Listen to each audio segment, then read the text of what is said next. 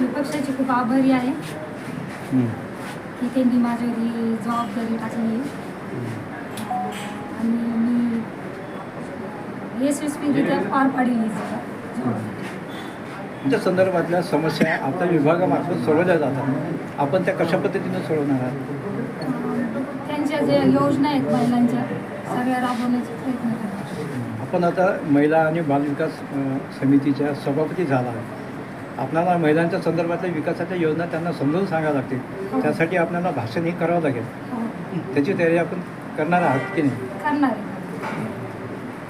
आपले मिसेस महिला व बाल कल्याण सभापती झाल्यात, त्याबद्दल कोणाचे श्रेय लाभले आणि तुम्हाला एक नेते एक सासरे बुवाची काय मदत पडली त्याबद्दल नेमकं सांग.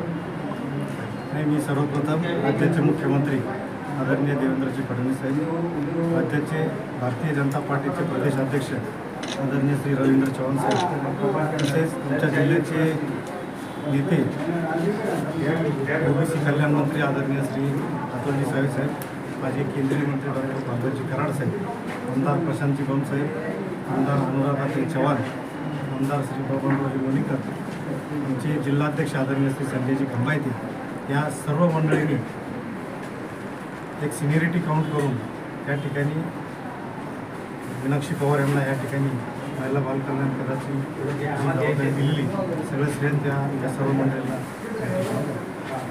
मतदारसंघामध्ये कसं वातावरण? मतदारसंघामध्ये उत्साहाचं वातावरण आहे आणि दुसरी बाजू अशी की जबाबदारी आपली या ठिकाणी वाढलेली. लोकांच्या समस्या, लोकांचे प्रश्न कधी संपत नसतात. प्रश्न नव्याने त्या ठिकाणी निर्माण होत असतात. ही सगळी मोठी जबाबदारी आज मीनाक्षी पवार यांच्या खांद्यावर या ठिकाणी आलेली आहे. ती जबाबदारी निश्चित मनाने यशस्वीरित्या त्या ठिकाणी पार पडतील असं मला पवार साहेब, जिल्हा परिषद तुम्हाला गाढा अभ्यास आहे. सध्या पाणी टंचाई सुरू आहे. 2 दिवसापूर्वी पावसाचं वाढलेलं आहे, त्याबद्दल काय म्हणाल? पाणी टंचाईचं अजून मला तरी वाटतं जिल्ह्यात एकही ग्रामपंचायतीने पुन्हा टँकरची मागणी आपल्याकडे केलेली नाही. एक विषय आहे का जलजीवन मिशनचे जे कामं आपल्या जिल्ह्यामध्ये या ठिकाणी झाले ते 80% त्या ठिकाणी पूर्ण झालेली कामं आहे. 100% व्हायला पाहिजे होती, कारण खूप मोठा काळखंड त्याच्यात गेला.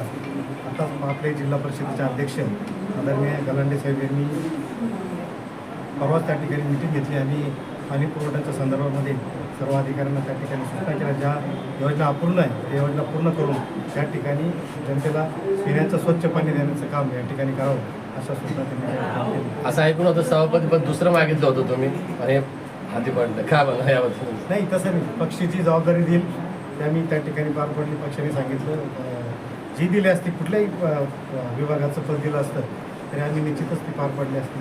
आणि असं कधी चर्चा झाली नाही. पक्षाने वेळेवर जे सांगितलं ते उमेदवारी अर्ज भरला, तो महिला बाल कल्याण म्हणून भरला, त्यामुळे ती निश्चितच ते पद आमचं मिळणार त्यांना देणारच होते.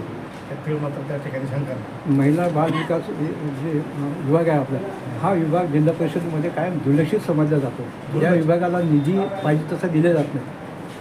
त्यात आत्तापर्यंत जिल्हा परिषदेचं जेवढं मेकॅनिझम झालं त्याच्यामध्ये सगळ्यात काम करण्यासाठी सगळ्यात मोठा वाव कोणता विभाग असेल तर महिला बाल कल्याण विभाग आहे. परंतु मागचं मी काय या ठिकाणी बोलणार नाही, परंतु राज्यामध्ये हे राज्य सरकारने महिलांसाठी ज्या योजना या ठिकाणी सध्या सुरू केलेल्या आहेत आणि जास्तीचा म्हणजे 50% वाटा लोकसंख्येमध्ये महिलांचा आहे आणि तो विभाग मीनाक्षी पवार यांच्याकडे आल्यामुळे त्याच्यातल्या सगळ्या योजना, बारीक सारीक योजना, नव्याने काही आपल्याला काही करता येईल का, ह्या सगळ्या योजना त्या ठिकाणी त्याचा प्रसार, जनजागृती आणि इम्प्लिमेंटेशन म्हणजे शेवटच्या घटकापर्यंत पोहोचवण्याचं काम त्यांच्या माध्यमातून या ठिकाणी निश्चितच होईल. महिला बाल कल्याण विभागाच्या अंतर्गतमध्ये विशेषतः अंगणवाडी असेल, पोषण आहार असेल, कुपोषित बालकांचा विषय या ठिकाणी नेहमी सातत्याने आपल्या समोर या ठिकाणी येत असतो.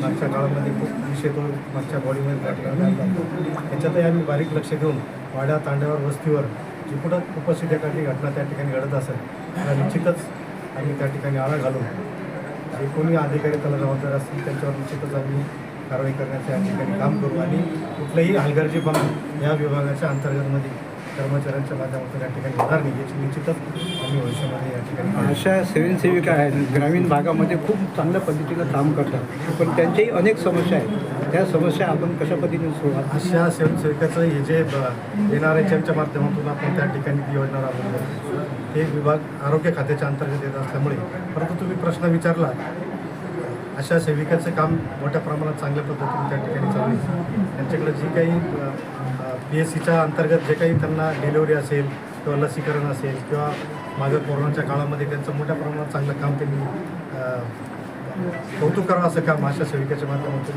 आपल्या जिल्ह्यामध्ये झालं आहे. आणि भविष्यातही देखील शासनाच्या ज्या योजना असेल त्यांच्या माध्यमातून त्या ठिकाणी चांगल्या प्रकारे राबवल्या जातील.